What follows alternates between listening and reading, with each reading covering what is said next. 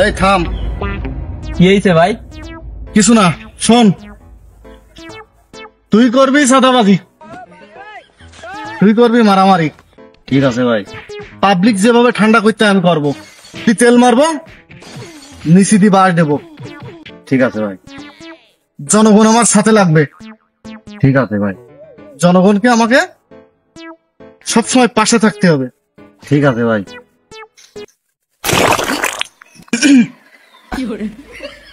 এই তোরা থাক, আমি তো আসতেছি।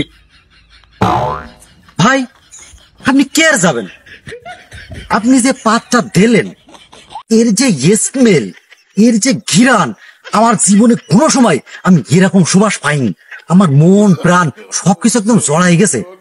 এই ঠিক না? ঠিক বলেছেন ভাই, ঠিক। তোরা আমার মাম্মাতে চিনি তো? কে আর ভাই আপনারা পাম মারবো কেন? আরে ভাই আপনি যেটাই করবেন সেটাই তো রাইট। এই ঠিক না? ঠিক ভাই, ঠিক, একদম ঠিক। ও একদম ঠিক কথা বলিস ভাই। কি যে বলিস তোরা।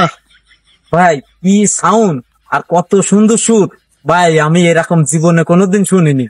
এ বল ঠিক না? ঠিক ঠিক একদম ঠিক ভাই।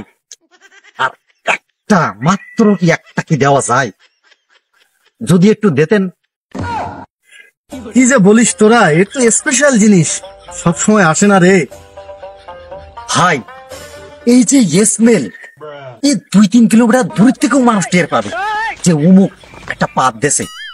আসলে ভাই আমি কি বলবো, আমার ভাষাই আমি হারাই ফেলতেছি যে এত সুন্দর আর এত সুবাস আমি আসলে সত্যি জীবনে, আমি কেন দুনিয়ার কেউ এরকম সুবাস আমার মনে হয় তো কেউ পায়নি কোনোদিন। ঠিক না? ঠিক। এ যে সুর ভাই, মরা মানুষের কানে গেলেও জানতেই যাবে। দুঃখের বিষয় আশেপাশেরটাও খবর নেই। তোরা মনে হয় আর একটু বেশি বলি ফেলতেছিস।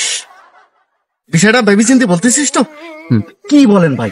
পৃথিবীতে যদি কোনো জায়গায় পাদের প্রতিযোগিতা হয়তো আমি নিঃসন্দেহে আপনি ফার্স্ট হবেন।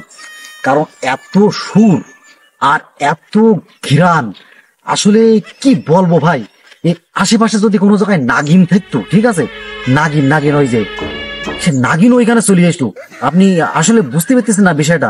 তবে যদি দয়া করি আর একটা যদি দিতেন তাহলে ভালো লাগতো। স্পেশাল জিনিস সবসময় আসে না রে পাগলা, তোরে যে কি করে আমি বুঝাই এখন। ভাই ঠিক আছে, তাহলে আপনি তো জান আমরা একটু আসতেছি। আচ্ছা ঠিক আছে। ঠিক আছে। বিষয়টা কি আসলে কি সত্যি আমার পাদে এত সুগন্ধ, নাকি ওরা দুজন মিলে আমার পাম দিল? বিষয়টা তো আমি বুঝতে পারলাম না। হতেও পারে। একটা কাজ করতে হবেন তাহলে, জনগণের মধ্যে একটা মেরি দেখলে হবেন আসলে কোনটি সত্যি, তাহলে আমি বুঝতে পারবাম।